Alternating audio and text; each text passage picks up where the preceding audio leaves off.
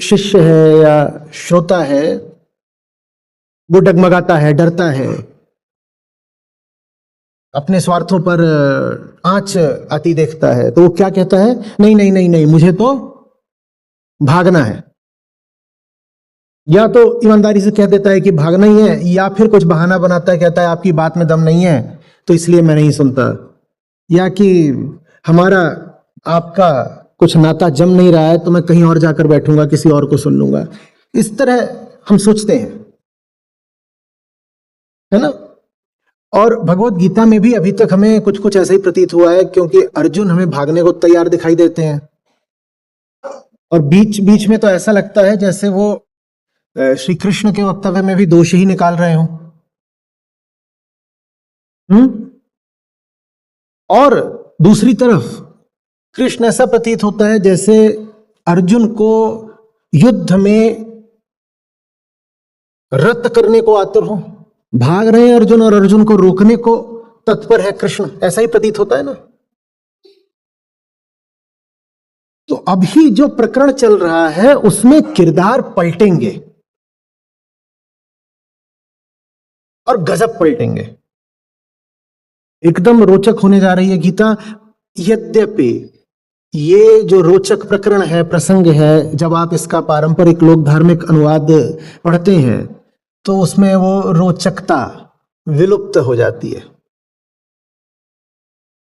जो बात है गहरी, जीवनगत, अस्तित्वगत, मनोवैज्ञानिक, उस बात को पारलौकिक पराभौतिक बना करके उस बात की धार कुंद कर दी जाती है।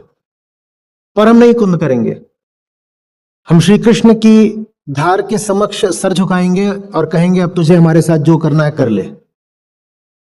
सत्य की धार है भाई, सर भी अगर हमारा ले जाना चाहती है तो ले जाए, ठीक। तो हम यथासंभव ईमानदारी के साथ समझेंगे कि यहां पर हो क्या रहा है। तो हमने आज तक ये देखा है दुनिया में, और यहां तक कि 6ठे अध्याय से पहले गीता में भी, कि गुरु पीछे पीछे भाग रहा है और शिष्य बहाने बना रहा है, रुकने को राजी नहीं है, सुनने को समझने को तैयार नहीं है। ऐसा ही है ना, ऐसे ही है, यही हमने देखा है, यही अनुभव में आता है। संस्था भी फोन करती है तो 5 बार में से 1 बार उठाया जाता है, यही आता है ना अनुभव में।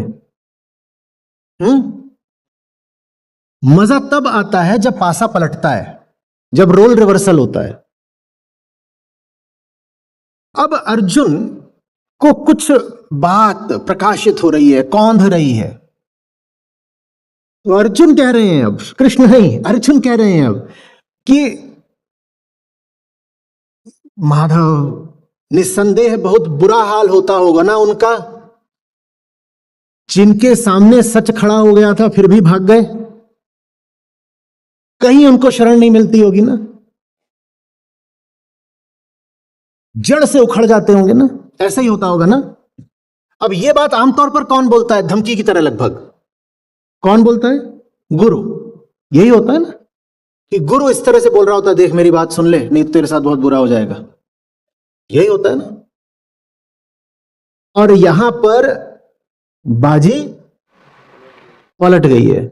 अब वो बात कौन बोल रहा है 38वें से 37वें श्लोक में? अभी शिष्य बोल रहा है। तो अर्जुन कह रहे हैं, वही अर्जुन जो अभी 1-2 अध्याय पहले तक श्री कृष्ण से कह रहे थे कि अरे मुझे भ्रम में, संशय में क्यों डाल रहे हो, कहां ये तुम कर्म का मार्ग बता रहे हो, खुद ही तो बोल रहे थे ज्ञान श्रेष्ठ है, तो ज्ञान दे दिया ना, ले लिया मैंने ज्ञान, अब मुझे जाने दो। इन्हीं शब्दों में अर्जुन ने कहा था मुझे भ्रमित मत करो। वही अर्जुन जो श्री कृष्ण पर लगभग आरोप सा लगा रहे थे कि ये सब बातें जो तुम बोल रहे हो मुझे भ्रमित करती है, वही अर्जुन अब खुद कह रहे हैं कि एक क्षण आता है ईमानदारी का, कई बार बेईमानी इधर उधर देख रही होती है तो ईमानदारी को एक क्षण का मौका मिल जाता है। वैसे ही कोई क्षण आया है, अर्जुन कह रहे हैं बहुत बुरा होता होगा ना मधुसूदन, उनके साथ बहुत बुरा होता होगा ना, कहीं के नहीं बचते होंगे ना। तो अगर ऐसी बात आमतौर पर गुरु कहता रहा है, और गुरु अगर ऐसी बातें कहता रहा है, तो हम मानते हैं कि उसे बड़ी खुशी मिलेगी जब शिष्य इन बातों को स्वीकार कर ले, जब यही बातें शिष्य की ओर से प्रतिध्वनित होने लगे। तो गुरु की तो छाती फूल जानी चाहिए कि हाँ पट्टे, मेरे चेले, यही तो तुझे मैं आज तक समझा रहा था कि तूने मेरी बात अगर नहीं सुनी, नहीं समझी, तो तेरा आमूलचूल नाश हो जाएगा। यही तो तुझे समझा रहा था। गुरु को तो बड़ा अच्छा लगना चाहिए। गुरु के भीतर तो सफल होने का भाव आना चाहिए कि देखा, आखिरकार मान ही गया बच्चा। बहुत विरोध कर रहा था, 5-6 अध्याय लगे, पर मान ही गया। पर सब उलट जाता है। अब जब अर्जुन माने शिष्य गुरु की भाषा बोलने लगते हैं, तो हम पा रहे हैं कि कृष्ण वो भाषा बोल रहे हैं जो अभी तक शिष्य की हुआ करती थी। जब अर्जुन कहते हैं कि नाश ही हो जाता होगा ना सच्चाई के साथ धोखा करने में, तो कृष्ण कहते हैं एक बार भी सत्य को जिसने देख लिया, एक कदम भी सच की ओर जिसने बढ़ा दिया, उसका अब कभी नाश नहीं होता अर्जुन। तो अगर एक कदम ही पर्याप्त होता है, तो एक कदम तो अर्जुन कब का उठा चुके हैं। एक कदम तो अर्जुन ने उसी समय उठा लिया था जब उन्होंने सम्मति दी थी कि सुनूंगा कृष्ण को, भाग नहीं जाऊंगा रथ से उतरकर। तो एक कदम तो उन्होंने तब भी उठा लिया था। तो अगर इतना उदार होना ही था कृष्ण को, इतनी ढील, इतनी छूट देनी ही थी कृष्ण को, तो पहले ही अध्याय में दे लेते। अभी क्या कह रहे हैं कृष्ण? कृष्ण कह रहे हैं नहीं, सुनिए आप उनके वचन। कह रहे हैं पार्थ, जो कभी बढ़े थे सच की ओर, एक झलक भी मिल गई जिनको प्रकाश की, और फिर भले ही उन्होंने मुंह फेर लिया और पीठ दिखा दी और दूर भाग गए, उनका विनाश उस किसी लोक में नहीं होता। ऐसा व्यक्ति जो कल्याण धर्मा हुआ दुर्गति को प्राप्त हो ही नहीं सकता। और यह मुक्त पुरुष की बात नहीं हो रही है, यह बात किसकी हो रही है? जिसने एक बार भी आंख भर के सच को देख लिया, जिसने जिंदगी का छोटे से छोटा हिस्सा भी सत्य की संगति में गुजार दिया।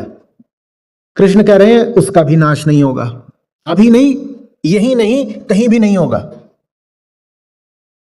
और अगर यही बात है तो फिर तो तर्क उठता है कि अर्जुन को रिहा कर देना चाहिए था पहले ही अध्याय में, क्योंकि अगर एक कदम से ही बात बन जाती है तो एक कदम तो अर्जुन पहले ही उठा चुके हैं, एक क्या कई कदम उठा चुके हैं। तो अर्जुन को तो, और अर्जुन भी विस्मित हो गए होंगे। अर्जुन की अपेक्षा क्या रही होगी कि जब अर्जुन बोलेंगे कि कृष्ण बर्बाद हो जाता है ना ऐसा आदमी, तो अर्जुन की अपेक्षा क्या रही होगी? कृष्ण क्या बोलेंगे?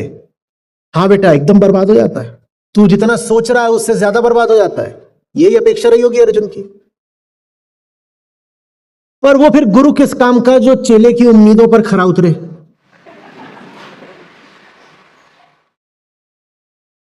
चेला जब तक भाग रहा होता है, गुरु पीछे पीछे भागता है। और चेला जब गुरु को अपने पीछे भागता देखकर रुक जाता है कि अरे अरे गुरु जी बड़ा प्यार करते हैं, रुक गए हमारे लिए, अब आने दो इनको, आ जाए हमारे पास, गले मिलेंगे। तो गुरु चेले को रुकता देखता है तो दूसरी तरफ को भाग जाता है, बोलता है अभी तक पीछा मैंने किया, अब तू कर, और जब तू मेरा पीछा करेगा तभी तो प्रमाणित होगा कि मैं सफल हुआ, क्योंकि पीछा करने से ही सिद्ध होता है कि प्यार सीख लिया तूने। अभी तक वो प्रेम बस मेरे पास था, मैं तेरे पीछे आता था, अब तू रुका है तो दिखा ना कि तू भी मेरे पीछे आ सकता है। अब मैं भागूंगा, पकड़ में नहीं आऊंगा, कर पीछा, नहीं आऊंगा पकड़ में। अजीब बात, शिष्य ने सोचा होगा कि गुरु पुलकित हो जाएगा कि मेरे लिए रुक गया मेरा लाडला, तो जाएगा और बिल्कुल बाहों में भर लेगा गुरु, गुरु कुछ नहीं, रुक गया तो मैं भाग रहा हूं। कृष्ण बोलते नहीं, कुछ नहीं बिगड़ता, कुछ भी नहीं बिगड़ता अर्जुन, चिंता मत करो।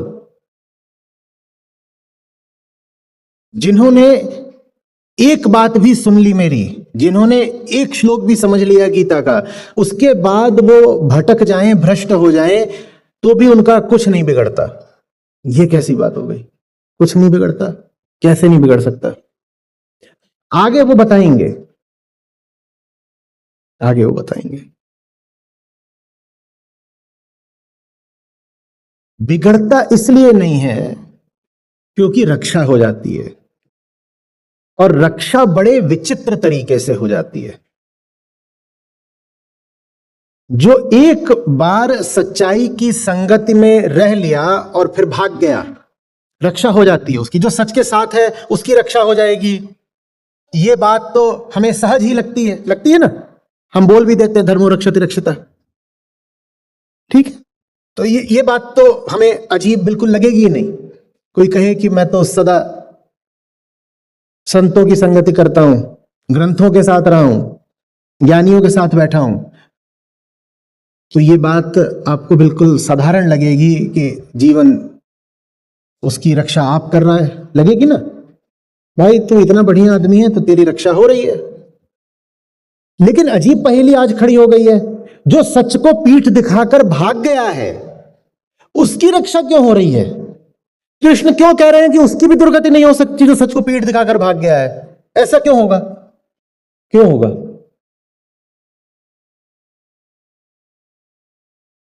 क्यों होगा? और अगर सच को पीठ दिखाकर भागने वाले की भी रक्षा हो जाती है तो हम सब पीठ दिखा के भागी क्यों न लें? है? कैसा रहेगा? पहली बात तो रक्षा होती कैसे है? योग भ्रष्ट है, सत्यद्रोही है, प्रेम का अपराधी है, कृतघ्न है,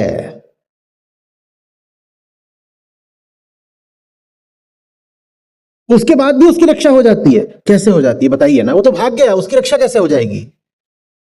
और दूसरी बात, अगर इन भगोड़ों की भी रक्षा हो जाती है तो हम सब ही क्यों ना भाग जाएं? ये तो ऐसा लग रहा है कि जैसे अब अर्जुन कह रहे हैं कि नहीं नहीं मुझे सत्य चाहिए, और श्री कृष्ण कह रहे हैं नहीं तुझे जितना मिल गया उतना काफी है, तू भाग भी जाता तो तेरा कुछ नहीं बिगड़ेगा। सब उलट पलट गया। भागने वाले की रक्षा ऐसे हो जाती है कि सच बड़ी खतरनाक चीज होता है। जिसको उसका जरा भी स्वाद मिल गया वो अब किसी भी और जगह सिर्फ तड़पता है। आ रही बात समझ में? भागेगा तो कहीं तो जाएगा, जहां भी जाएगा वहीं पछताएगा, जहां भी जाएगा वहीं छटपटाएगा, क्योंकि नित्य है सत्य। स्मृति की चीज नहीं है। स्मृति की चीज होती तो भूल जाती। वो स्मृति की चीज नहीं है, वो स्मृति को मिटाने वाली चीज है। वो स्मृति के आधार को ही साफ कर देने वाली चीज है। अनुभव होता सत्य का तो सब अनुभवों पर वक्त की धूल चढ़ जाती है, अनुभव दब जाता है। और सच अनुभव भी नहीं है। सिद्धांत होता सच तो किसी तर्क से काट दिया जाता, पर सिद्धांत भी नहीं है, वो तो बस है। वो चैन है, वो इश्क है, वो है जिसके लिए धड़कन है। उसको बहुत मेहनत करके भुलाया था। करोड़ों सालों के जैविक संस्कार लगे हैं सच को दबाने में। गहरी भौतिक साजिश करी हमने किसी कदर की उसको भुला दें। नालायक सामने आई गया, आ गया और इसी जन्म में सामने आ गया। जिसको भुलाने में करोड़ों साल लगे थे, अब उसको 5, 10 या 100 साल में भी कैसे भुला देंगे? अब फिर चाहिए करोड़ों साल ही, और करोड़ों साल लगा के भी भूला कहां था? वो भूल गया होता तो अहंकार सदा इतना अतृप्त क्यों रहता? वो अतृप्त है ही उसी के लिए। पर फिर भी किसी तरह की काम चलाऊ व्यवस्था बनी थी कि सच को भूले हुए हैं पर जिंदगी चल रही है। हाँ ठीक है, भीतर रिक्तता रहती है, कुछ तड़प, थोड़ी बेचैनी रहती है, पर जिंदगी चल रही थी। लेकिन कम वक्त आ गया सामने। ये क्या सुना दिया जो मैं सुनने को तैयार ही नहीं था? क्या बोल गए ये? सब कुछ बोल लेते, ये क्यों बोल दिया कि मैं हूं ही नहीं? सब कुछ बोल लेते, ये क्यों बोल दिया कि ब्रह्म हूं मैं?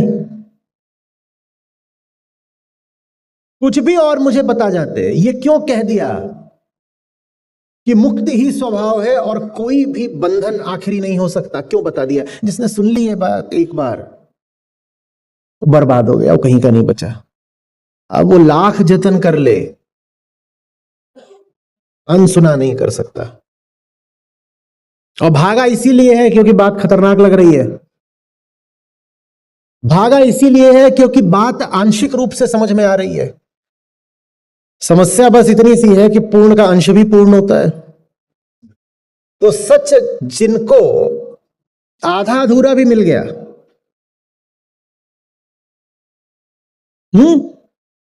कहते हैं ना ऊंट के मुंह में जीरा, उतना भी मिल गया, तो उपनिषद क्या बता गए हैं कि पूर्ण से पूर्ण को निकाल दो तो भी पूर्ण ही शेष बचता है।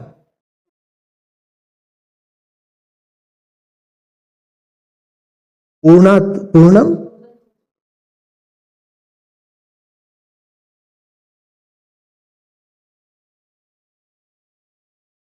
अपने सारे अधूरेपन के साथ भी सच इतना पूरा है कि दुनिया भर के झूठ पर भारी पड़ता है। दुनिया भर की गंदगी के नीचे भी अगर हीरा दब जाए तो भी उसका मूल्य नहीं कम हो जाता।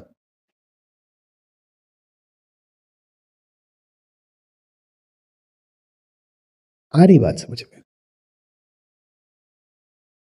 सच सजा है,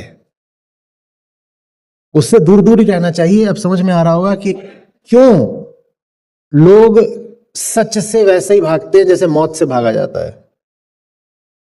क्योंकि सच सजा है, और ऐसी सजा है कि एक बार मिल गई तो फिर छूटती नहीं है।